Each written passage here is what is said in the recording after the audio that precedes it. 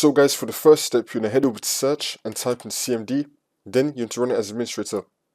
And then click on yes. And then once you run this, you're going to type in sfc /scan. Now, and click on enter. Then you want to run this scan. We can run this scan in the background as you complete the next steps in the video. So you just want to minimize this. And now for the next step, there are some things that you want to double check. So first of all, you want to head over to search and type in S&D VOL. Click on it. And then once you run this, make sure that the application that you're trying to use has not been muted. Make sure that your application has not been muted and that you've turned it up. And then once you check that, now in the bottom right of your taskbar, you want to click on the speaker icon. Do the same thing here as well. Make sure that your application has not been muted and that it's been turned up. And make sure that you have your correct device selected as your output device. And you're going to turn up volume mixer.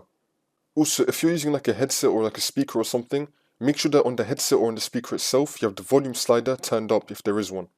And if it uses batteries, make sure that it's fully charged. If that's still not working, for the next step, try to unplug it and then plug it back in again. And now for the next step, you're going to head over to search and type in troubleshoot settings. Click on it. And then once you're on this, you're going to click on other troubleshooters. And now you're going to find audio. Once you find audio, you're going to click on run. And then once this comes up, you're going to click on yes.